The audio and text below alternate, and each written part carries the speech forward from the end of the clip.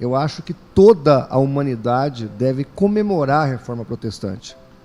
Os católicos romanos deveriam comemorar porque a Reforma Protestante fez a Igreja Católica Apostólica Romana evoluir.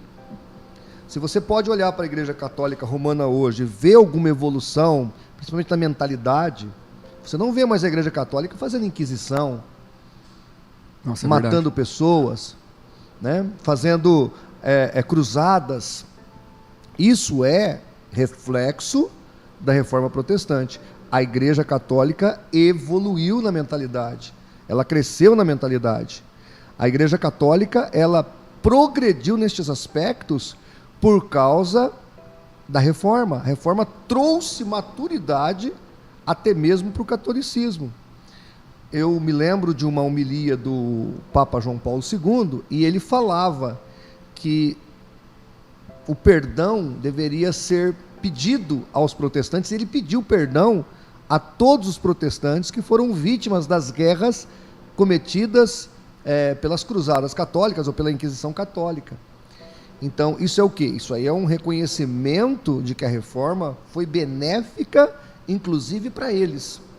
A Reforma Protestante, ela trouxe benefícios a toda a humanidade. Todos os líderes religiosos do mundo deveriam comemorá-la, as questões sociais, políticas.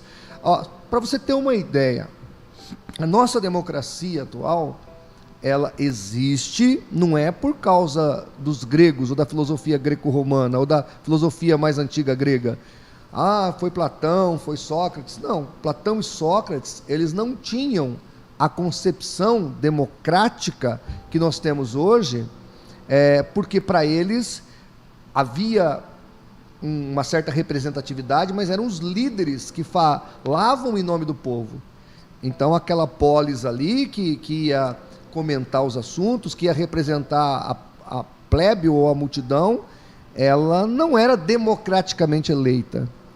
Quando perguntaram para Sócrates, e ele disse, tudo que sei é o que nada sei, e a gente até usa essa frase, né, para achar que é uma expressão de humildade, né, quando você está diante de um enigma, de uma situação que você não entende, aí você fala, tudo que eu sei é o que nada sei.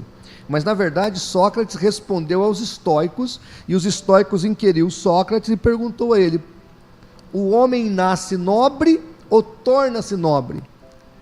Então, Sócrates, para fugir da celeuma, do imbróglio, ele disse o quê? Tudo que sei é que nada sei. Mas veja, era do conceito da democracia, básico. A gente sabe que as pessoas não nascem nobres, elas se tornam nobres. O decorrer da sua história pode te levar à nobreza ou não. Era isso que Sócrates deveria acreditar. É o que nós, teoricamente, acreditamos hoje. Mas o que aconteceu? Quando Sócrates responde isso aos estoicos, ele estava fugindo da questão porque ele acreditava que os nobres nasciam nobres e que os restos nasciam restos, ou nasciam plebeus. Você está entendendo? A implicação é outra. Exatamente. Quando você imagina que os filósofos gregos trouxeram a democracia que nós temos hoje, não, eles podem até ter cooperado com isso. Sim. Tá certo? Mas eles não trouxeram essa ideia democrática. Por exemplo, o sistema presidencialista ou parlamentarista que existe no mundo hoje veio do presbiterianismo. Sim. Veio do calvinismo. Então, esse sistema de você representar, ter um congresso com representantes do povo para representar a nação, isso veio do sistema presbiteriano de arrumar e coordenar e rearranjar as igrejas. Então, olha o tamanho, digamos assim, da contribuição que trouxe a Reforma Protestante para a vida das pessoas. A escola que nós temos hoje, o estilo de escola, a metodologia pedagógica, vem da Reforma Protestante, porque eles acreditavam que não se podia permitir que ninguém tivesse o direito de ler a Bíblia, todos teriam a oportunidade de lê-la, e para isso, então, de novo, escola, criaram as escolas, nasceram as escolas. Se você assistiu O Nome da Rosa, ou leu o livro do Humberto Eco, O Nome da Rosa, você vai ver que antigamente era difícil a educação. Você tinha que pagar um mestre para educar o seu filho. Já a visão protestante criou a escola para educar em massa e trazer a oportunidade de todos lerem. Se você pegar Oxford, Cambridge e grandes faculdades mundiais aí hoje, eram o quê? Seminários teológicos protestantes. Então, toda a tecnologia, toda a modernidade, toda a sofisticação que nós temos hoje, nós devemos à reforma protestante. Então, não é uma coisa para um grupo comemorar, não é uma coisa para os evangélicos comemorarem, não.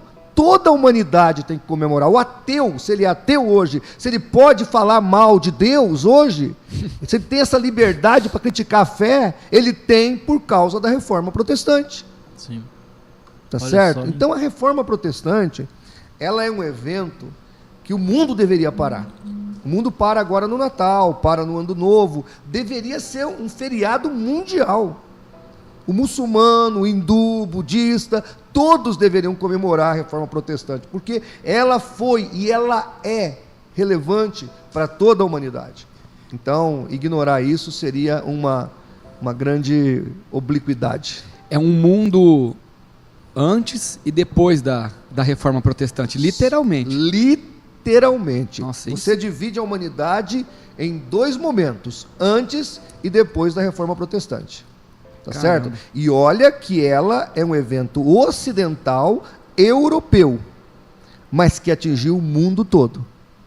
Nossa. Até a igreja ortodoxa, a igreja de Antioquia e outros movimentos cristãos foram afetados pela reforma protestante. Então, assim, a magnitude do que foi a reforma protestante, ela é imensurável. Isso é preciso ser dito aqui nesse momento. Legal. Podíamos mudar até o dia de 31 de outubro para dia 1º, para todo mundo comemorar, né? Nossa, é verdade. É verdade. O que chegou para nós, ou para quem não tem conhecimento, reforma protestante é Martinho Lutero. É as 95 teses pregada às portas do castelo.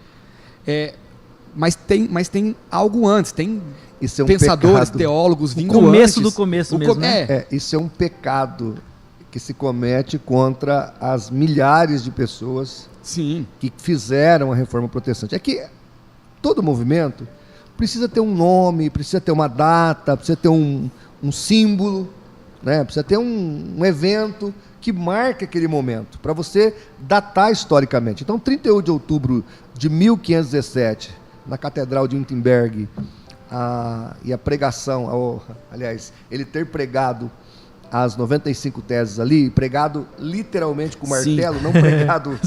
Pois é. Não pregado um sermão, uma homilia, mas pregado com um martelo, foi um momento que nós dividimos a questão toda. Mas veja, ele não tinha sido excluído até aquele momento. Ele foi excluído na Dieta de Worms, ou de Worms, e lá na Alemanha, que ali era um cantão da Alemanha, se não me falha a memória, eles reuniram ali, aí Lutero vai falar aquela nobre frase: eu não posso ir contra a minha consciência, a não ser pelas Escrituras, eu não posso negar as minhas palavras, a não ser que eu seja convencido pelas Escrituras. E aí o que acontece? Ali que ele é excluído. Né? Então já estamos em 1521. Então ali em Worms é que começa todo o processo.